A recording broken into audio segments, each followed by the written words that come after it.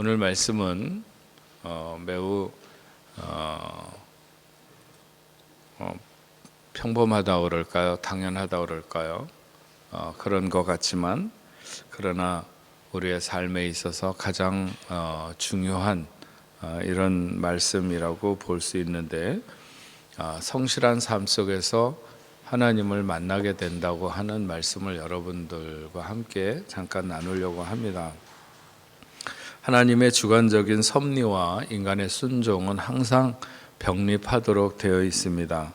인간의 수고만 강조를 하면 율법주의로 흐르기 쉽고, 하나님의 주권만 강조하면 인간은 아무 책임도 없는 멋대로 행동해도 되는 방종주의로 흐를 수 있죠. 인간의 성실만을 강조하면 인본주의가 되고, 하나님의 도우심만 기다리게 되면 신비주의가 될 수 있습니다. 이 둘의 조화를 요청하는 하나님의 창조는 완벽한 창조의 질서, 걸작이기도 하다 하는 것이죠. 에덴 동산에서의 생명나무와 선악을 알게 하는 나무를 두신 하나님은 하나님의 주권과 인간의 책임이 하나님의 창조 섭리에 얼마나 중요한 핵심인가 하는 것을 우리에게 잘 보여줍니다. 인간은 자신의 자유를 가지고 잘못된 선택을 함으로 말미암아 에덴의 축복과 배려를 상실하고 자신의 결단에 대한 책임을 온몸으로 감당할 수밖에 없는 그런 운명으로 전락하게 됐습니다. 그럼에도 불구하고 지금 역시 하나님의 은혜는 계속되고 인간은 이 은혜에 응답하는 삶이 되어야 한다는 것이죠. 하나님이 계획하신 축복은 사람의 구체적인 응답과 노력으로서 비로소 그것이 각자 개인의 것이 될 수 있다 하는 것입니다. 룻은 하나님이 인도하신 보아스의 밭에서 누구보다 열심히 이삭을 주었습니다. 밭의 주인인 보아스가 들렸다가 이삭을 줍는 낯선 여인 룻을 발견하고 사환에게 물었을 때 그 사환이 룻에 대한 소개를 그렇게 합니다. 그의 말이 나로 베는 자를 따라서 단 사이에서 이삭을 죽게 하소서 하였고, 아침부터 와서는 잠시 집에 쉰 이후에는 지금까지 계속하는 중이니이다. 그러니까 그 골자는 굉장히 이 여인이 성실하게 비록 이삭 줍는 거 주서도 그만이고 안 주서도 그만이고 할 것 같지만 그렇지 않고 그 일에 얼마나 성실한가 하는 것을 말하는 거죠. 부지런한 모압 출신 이방 여인을 보고 보아스는 마음에서 호의가 우러나왔습니다. 이제부터 이삭을 주스러 다른 밭으로 가지 말라고 권면하고 짓궂은 남자들로 일꾼들로부터 보호받을 수 있도록 종에게 당부도 합니다. 그리고 목이 마르면 일꾼들이 기로운 물을 마실 수 있는 배려를 하게 되죠. 주님은 우리의 수고한 이상으로 늘 우리에게 은혜를 베푸시는 분인 것을 알 수 있습니다. 사실 그가 그렇게 열심을 다해서 한다고 그래서 주인을 위해서 뭔가 하는 것도 아니고 그저 자기를 위해서 할 뿐인데도 이 주인은 그에게 큰 은혜를 베푸시죠. 우리가 주신 바 은혜를 계속 누릴 수 있는 방법은 어떤 면에서 보면 자신의 일상에 늘 충실한 것, 그것이 은혜를 소멸하지 않고 우리가 잘 살아갈 수 있는 방법이다. 데살로니가 5장 3장 10절 말씀처럼 일하기 싫은 자는 먹지도 말라고 하는 그 말씀도 있는데, 주님은 아무런 조건도 공로도 요구하지 않고 우리를 찾아오셨지만 우리는 그분을 만난 후에는 성장해야 됩니다. 우리가 무슨 조건을 갖춰서 그분이 우리를 만나 주신 것은 아니지만, 그러나 그분을 만났을 때에는 그 이후에 성장해야 된다는 거죠. 구원이라고 하는 것은 단순히 지옥에서 천당으로의 부르심이 아니라 하나님이 의도하신 수준으로 성장하기 위한 하나님의 특별한 배려이기 때문에 응답할 줄 모르면 은혜의 물줄기는 차단될 수밖에 없다. 그리고 우리가 하나님의 자녀로 가진 이런 특권은 상실되게 된다고 하는 것이죠. 자녀로 선택받았기 때문에 자녀로서의 당당한 모습으로 성장하기를 원하십니다. 그래서 우리는 빛의 자녀들답게 그렇게 살아야 된다고 하는 것이죠. 옛사람을 벗고 새 사람을 입어야 되고 그의 형상으로 하여 영광으로 영광에 이르러야 한다. 아무것도 하지 않고 무의도식하는 것은 결코 하나님이 원하시지 않는다는 거예요. 그건 믿음 좋은 사람이 아닙니다. 하나님 잘 믿는다고 생각을 하면서 땀을 흘릴 생각은 안 하고 돌아다니면서 뭔가 이렇게 그냥 감나무 밑에 감 떨어지듯이 이렇게 바라면서 사는 사람들이 많이 있습니다. 시편 122편 1절 2절에 보면 여호와를 경외하며 그 도에 행하는 자마다 복이 있도다. 네가 네 손으로 수고한 대로 먹을 것이라 네가 복되고 형통하리라 이렇게 말씀하고 있습니다. 수고한 대로 먹는 것이 자연의 법칙이면서 하나님이 정하신 법칙이죠. 그러나 수고해도 그 대가를 먹지 못하는 경우는 허다합니다. 여러분 그리스도인의 특권은 은혜의 법칙이죠. 수고한 것 이상으로 하나님은 우리에게 복 주시기를 원하십니다. 수고한 것 이상으로. 근데 수고하지 않은 것에 대해서는 복을 기대하면 안 되겠죠. 수고한 것 이상으로 주신다. 그래서 우리는 열심히 수고해야 됩니다. 눈물을 흘리며 씨를 뿌리는 자는 기쁨으로 단을 거두리라. 그리고 은혜를 기다리는 거죠. 우리가 할 수 있는 일에 대해서 최선을 다하고 잠언 6장 9절에서 11절에 보면 게으른 자여 내가 어느 때까지 눕겠느냐 내가 어느 때에 잠에서 깨어 일어나겠느냐 좀 더 자자 좀 더 졸자 손을 모으고 좀 더 눕자 하면 내 빈궁이 강도같이 오며 내 곰핍이 군사같이 이르리라.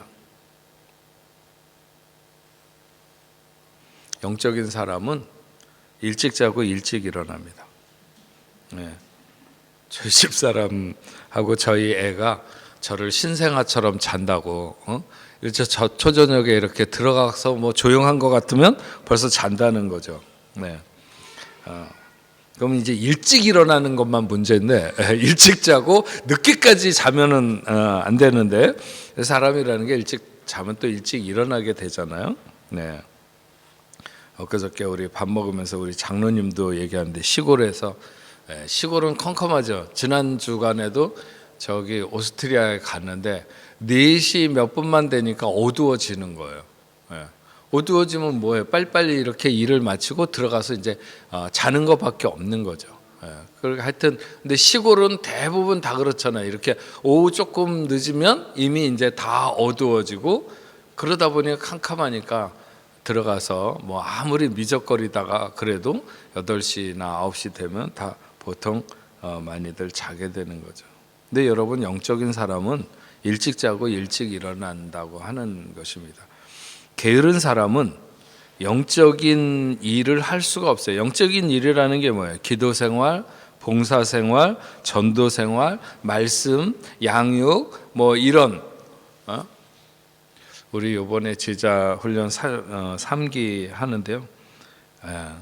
첫날부터 그냥 많은 분들이 눈물을 흘리면서 뭐 아무것도 안 했어요. 그냥 서로 이렇게 잠깐 인사하는 사이에도 그렇게 여러 사람들이 눈물이 번지면서 그래서 얼마나 하나님이 놀라운 역사를 이루실까. 또 오늘 아침에도 제자 훈련 여자반 했는데 너무 감사하게 그렇게 일기할 때는 뭐라 그럴까요? 막 하다가 중간에 중단되기도 하고 그래서 3단원 중간쯤 갈 때야 막 이렇게 사람들의 마음이 뜨거워지는 것을 느끼더니 이기할 때는 2단원 막 시작하는데 이미 벌써 사람들의 마음이 이렇게 뜨거워지는 게 제게 보이잖아요. 근데 3기는 이미 이제 이 첫 시간 시작하는데 벌써 이 마음들이 하나님 앞에 이렇게 다 열려져 있는 그런 것들을 보면서 얼마나 감사한지. 성령으로 사는 사람은 부지런하고 육체로 사는 사람은 게으르다는 거예요. 늘 뭔가 해야 되겠다는 생각으로만 이렇게 평생을 살아가는 사람이 있죠. 마태복음 25장 26절에 그 주인이 대답하여 이르되 악하고 게으른 종아 나는 심지 않은 데서 거두고 해치지 않은 데서 모으는 줄로 네가 알았느냐. 아무것도 안 하고 어디에서 뭔가 뚝딱 떨어지기를 원하거나 그렇게 되기를 원하는 하나님이 아니시라는 거죠. 얼마나 그분이 정말 우리를 사랑하고 우리를 구원하시기 위한 이를테면 피눈물을 흘리시는 그런 씨를 뿌리는 작업이 있었기 때문에 구석구석에서 열매가 맺혀지는 거죠. 부지런해야 됩니다.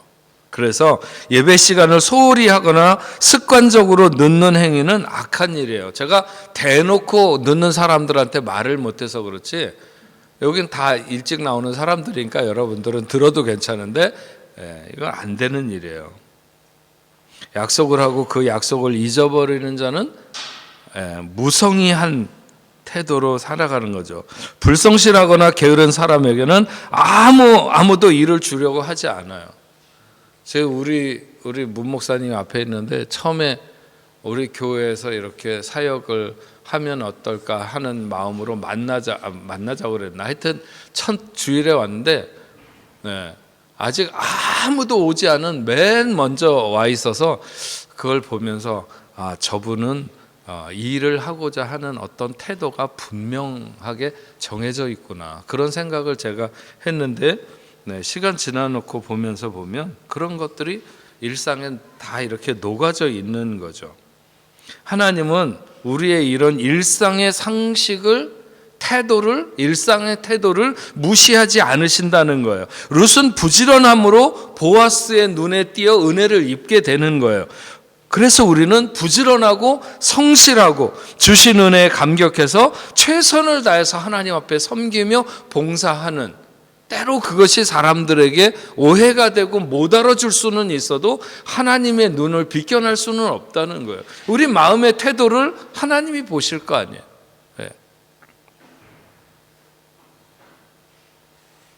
작은 도움이라도 필요로 하는 자들에게조차 최선을 다하며 섬기고 사랑하는, 다 이게 하나님 안에서 우리가 가져야 될 일상의 태도라고 말할 수 있는 것이죠. 10절과 11절 말씀에 보면 이 룻의 성실함은 보아스에게 전해지는데 룻은 예상치 못한 보아스의 호의에 감격하고 있죠. 그런데 놀라운 것은 보아스가 룻을 처음 대면하는 것이지만 이미 그에 대한 소문을 듣고 있었다는 거예요. 잘 알고 있었던 거죠. 그래서 내 남편이 죽은 후로 내가 시어머니에게 행한 모든 것과 내 부모의 고국을 떠나 전에 알지 못하던 백성에게로 온 이 일이 내게 분명히 알려졌느니라. 처음 만나는 건데 그 사람에 대해서 다 알고 있어. 뭔가 어떻게 지내왔는지에 대해서 다 알고 있는 거죠. 여러분, 사람들이 나를 어떻게 평가할까? 우리가 고난 당할 때 살아남기 위해 몸부림치면서 우리는 하나님 앞에 정직하게 서야 됩니다. 기도하는 일, 가정생활하는 일, 교회 생활은 별개의 것이 아니다. 우리가 생활하는 모든 것들, 그가 시어머니에게 했던 것들, 그가 그의 일상을 살아온 것들이 이 보아스에게 다 전달돼서 알려졌었다는 거예요. 우리가 살아가는 일상의 모습도 역시 마찬가지로 다 이렇게 담을 넘어가게 돼 있어요. 사람들에게 전해지게 되어 있고, 우리가 여기서 오늘 사는 모습들이 다른 나라에서도 알고 있고 다른 나라 사람들도 알고 있어요. 그럴 때 좋게 알려져야 되겠죠. 좋게, 아름다운 룻과 같이 그렇게 알려져야 되지 않겠습니까? 고난과 역경을 지나면서 사람은 가장 밑바닥의 인격과 신앙이 드러나게 되어 있어요. 하나님은 보아스를 예비하셨습니다. 그러나 그 보아스가 룻에 대한 좋은 생각을 갖게 된 것은 보아스가 자다가 꿈을 꿨는데 어떤 여인이 있는데 그 여인을 네가 사랑해야 되겠다, 그 여인에게 좋은 마음을 품어라, 뭐 이런 특별한 계시나 몽조가 있어서가 아니라 룻의 가정생활과 그 시어머니에 대한 어떤 효행, 이런 것들이 그냥 그렇게 살아가는 일상적인 모습들이 이렇게 퍼져 나간 거죠. 룻을 향한 보아스의 마음은 기도하다가 열린 것이 아니고 그녀의 성실하고 아름다운 삶에 대한 소문을 들었을 때 열려지게 되었다는 거예요.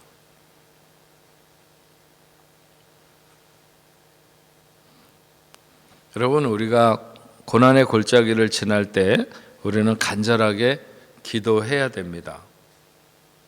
그러나 아무리 급박하고 어려운 때라도 우리들의 인격적인 삶, 삶의 성실한 태도, 부지런한 삶, 이런 삶은 계속돼야 된다는 거죠.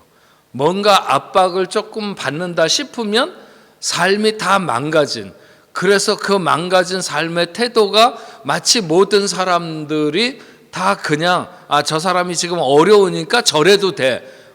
자기 스스로도 그렇게 변명하거나 그러면서 그냥 망가져 버리는 것이 아니라 오히려 어려운 때일수록 우리는 우리의 어떤 그 하나님의 자녀로서의 온전한 성품과 인격이 더 잘 드러날 수 있어야 되는 거죠. 마치 백합이 상처를 입으면 그 향기가 더 짙게 바래지는 것처럼 질그릇 같은 우리가 깨질 때는 거기에서 그리스도가 더욱 온전히 드러나게 되는 그런 것이 돼야 되지, 만약에 깨졌을 때 완전히 그냥 망가져 버린 오히려 더 못 볼 것을 보여주는 그런 삶이 돼서는 안 된다 하는 것입니다. 좋을 때는 인격적으로 대하다가 급해지면 앞뒤 안 가리고 막 나가는 행동을 하는 사람들은 스스로 은혜의 물줄기를 막아버리는 어리석은 사람일 수밖에 없다는 거예요. 그래서 우리가 조금 이렇게 신앙적으로 깊어지거나 이러면 분명히 알아야 되는 것은 내가 지금 어떤 어려움에 직면해 있다거나 아니면 내 힘으로 잘 안 되는 커다란 문제의 직면에 있다고 한다면 그때 하나님의 은혜가 흘러들 수 있는 그런 어떤 기회를 우리 기회가 나에게 왔다, 이런 눈치를 챌 수 있어야 되는 거죠. 그런 시간 앞에서 내가 얼마나 변함없이 하나님 앞에 똑같이 서느냐, 성실하게, 진실하게, 또 부지런히. 조금만 어려움이 있으면 교회 생활, 신앙 생활을 1차적으로 포기하고 그 다음에 뭔가 인간적인 방법을 동원해서 살려고 하는 그런 생각이 아니라 어려움이 있을 때 가장 먼저 우리는 눈치를 채야 되는 거죠. 하나님이 복을 주시려고, 은혜를 주시려고, 뭔가 하나님의 뜻을 내 삶 가운데 이루시려고 하는, 그래야 은혜의 물줄기가 막히지 않고 활짝 열려지게 된다고 하는 것이죠. 우리는 하나님의 은혜와 자비를 구해야 합니다. 그러기 위해서 성실해야 된다. 그래서 우리는 받은 바만큼 응답하는 생활이 돼야 된다 하는 것입니다. 성실하다는 것은 그거거든요. 하나님께서 나에게 내 길을 인도하시는 대로, 더 부으시는 대로 더 넘치게, 그것이 응답하는 거잖아요. 그게 성실한 거잖아요. 근데 사람들이, 우리가 일상적으로는 그렇게 잘 안 되죠. 뭔가 지난주일에도 얘기했지만 자꾸 우리가 살찌게 되거나 아니면 뭔가 넘치게 되거나 그럼 자꾸 이렇게 게을러지고 무뎌지고 물러나게 되고 주저앉게 되고 이런다는 거죠. 하나님의 역사하심을 바라보며 그 역사는 우리의 일상을 통해서 역사하신다고 하는, 그래서 내 일상이 좋은 소문이 되어서 나갈 수 있도록 어디서든지 누구 그러면 그분 그 사람 그리스도 안에서 그가 어떻게 살아가는지가 이렇게 모르는 사람들 가운데도 좀 전달될 수 있는 좋은 소문이 들려져야 되는, 우리는 소금이며 빛입니다. 밝은 낮에나 어두운 밤에나 우리는 여전히 하나님의 자녀이며 그래서 빛으로 살아가야 된다. 오늘 이런 말씀을 하고 있고, 마지막으로 오늘 룻은 자기를 도울 목자 앞에 겸손히 도움을 요청하는 것을 알 수가 있습니다. 룻은 보아스가 자신을 도울 힘이 힘을 갖고 있는 사람임을 깨달았습니다. 그는 그 앞에 매우 겸손히 엎드려 도움을 요청하게 되죠. 겸손은 그 앞에서 무릎을 꿇고 절을 하는 것인데, 겸손으로 은혜를 구하는 룻은 보아스 앞에서 자신을 시녀로 이렇게 낮추고 있는 것을 알 수가 있습니다. 여러분, 겸손은 아첨하고는 다르죠. 중심이 없이 상대방만을 이용하려고 하는 것은 아첨이라고 합니다. 룻은 보아스의 베풀어준 은혜에 정말 감격하고 보아스의 위로의 말에 마음이 기뻐서 어쩔 줄 몰라 합니다. 13절에 보면 당신이 이 시녀를 위로하시고 마음을 기쁘게 하시는 말씀을 하셨다고 이렇게 말하고 있습니다. 내게 기업을 되찾아줄 보아스와 같은 종을 만났을 때 그 앞에 엎드려 도움을 요청하고 그 사랑을 구하는,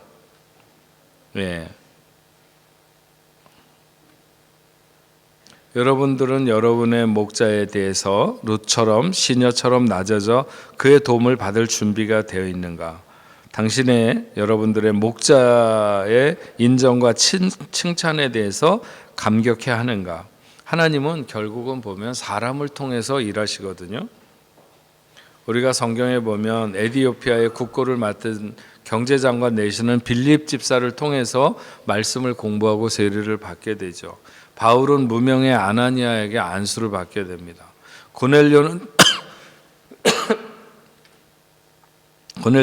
천사를 만난 사람이었지만 베드로를 통해서 성령 체험을 하게 되고, 바울은 아무도 바울을 인정해 주지 않을 때 그를 예루살렘 교회에 천거에 일할 수 있도록 배려했던 자가 천사가 아니라 바나바였던 것을 우리는 알 수가 있습니다. 우리가 가끔 가다가 생각을 잘못해서 하나님이 우리를 도우실 때는 매우 신비적인 방법으로만 하나님이 나를 도우실 수 있다 이렇게 생각하기 쉬운데 그렇지 않아요.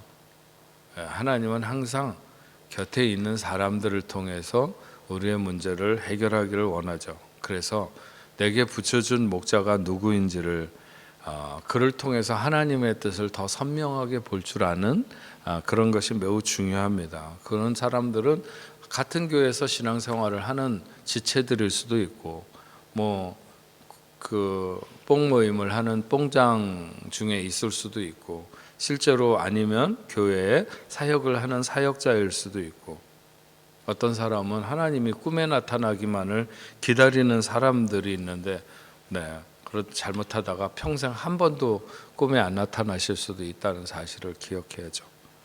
기도 중에 음성으로 찾아오시는 성령님만 기다리는 것, 그것보다는 하나님은 오늘 우리 곁에 우리의 보아스를 세워두신다는 사실을 우리가 잘 알고 눈을 들어서 보게 해달라고 하면 하나님은 틀림없이 그런 사람을 세우고 그에게 인정받고 그의 앞에 엎드려서 도움을 요청하게 되면 하나님의 힘과 같이 우리의 길이 열려지게 되고 우리가 하나님의 뜻을 이룰 수 있는 사람으로 설 수 있다는 사실을 우리가 알아야 됩니다.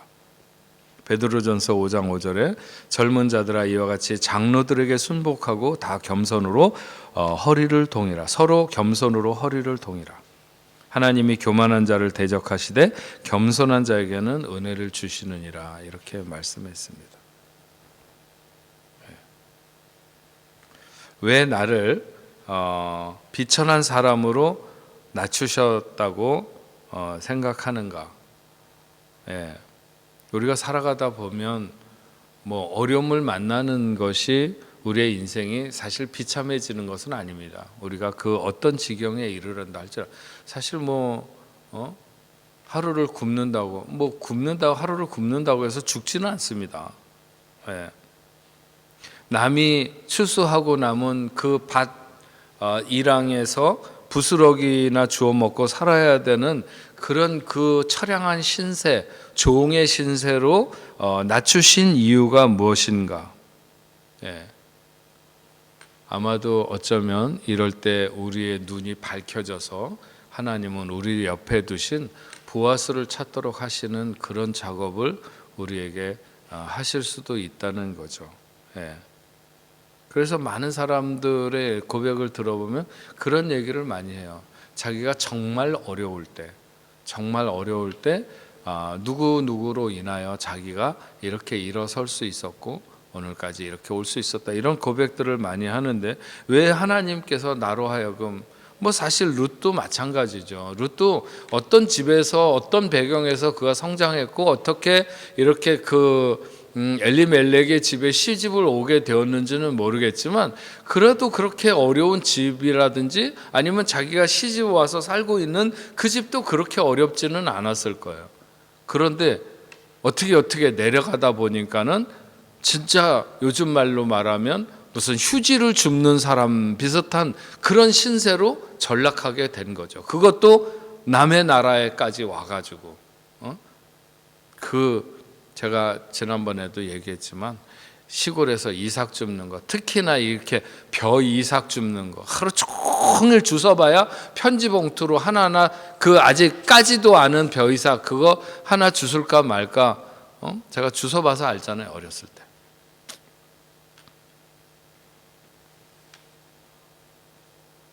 우리를 도울 보아스를 찾으라는 것이죠. 그가 우리에게 하나님의 기업을 회복케 하고 그 사랑을 경험케 하는, 넉넉히 우리로 하여금 넘어가야 되는 담장을 넘어설 수 있도록 우리에게 등을 대주기도 하고 우리를 받쳐서 올려주기도 하고 하는 그런 놀라운 역사, 그런 그 기업을 회복케 하고 사랑을 경험하게 하는 그런 놀라운 역사. 하나님은 보아스를 통해서 룻을 복되게 하시는 것을 알 수가 있습니다. 물론 보아스도 하나님의 큰 복을 누리게 되죠. 이스라엘의 하나님 여호와께서 그 날개 아래 보호를 받으러 온 내게 온전한 상 주시기를 원하노라. 그래서 정말 이제 이 장인데 본격적으로 하나님께서 룻을 향해서 얼마나 놀라운 복을 예비하고 계신가 하는 것들이 이제 시작되는데, 어쨌든 우리도 오늘 말씀을 통해서 보는 것은 그런 겁니다. 누구나 다 살아가면서 알 수 없는, 내 옆에 있는 사람도 절대 알 수 없는 그런 어떤 질곡의 시간이나 아픔의 시간을 보낼 수도 있지만, 그럴 때라도 우리의 일상이 무너지지 않고 성실한 삶의 태도를 유지해라. 조금만 어려우면 완전히 그냥 세상 끝난 것처럼 그렇게 생각하고 삶의 태도가 다 망가지는 것이 아니라, 오히려 어려운 때일수록 하나님 앞에 더 성실하고 더 진실하게 더 부지런히 이렇게 일상의 자세를 잊지 않으면, 하나님을 향해서만 그런 것이 아니라 자신의 생활 속에서도 그래서 오늘도 영적 습관에 관한 그 성경 공부를 하면서 가장 중요한 것이 바로 그런 우리의 어떤 영적 생활의 루틴을 어떻게 가져갈 것인가. 아침에 자기도 모르게 라디오에서 나오는 흘러간 옛 노래를 따라서 흥얼거리면 하루 종일 자기도 모르게 그 노래를, 흘러간 옛 노래를 흥얼거리게 된다니까요. 그런데 하루 아침에 일어나서 눈 뜨면서 만약에 말씀을 암송하고 그렇게 시작을 하게 되면 그 말씀이 자기에게 쌓이고 하루를 지배하게 되는 거죠.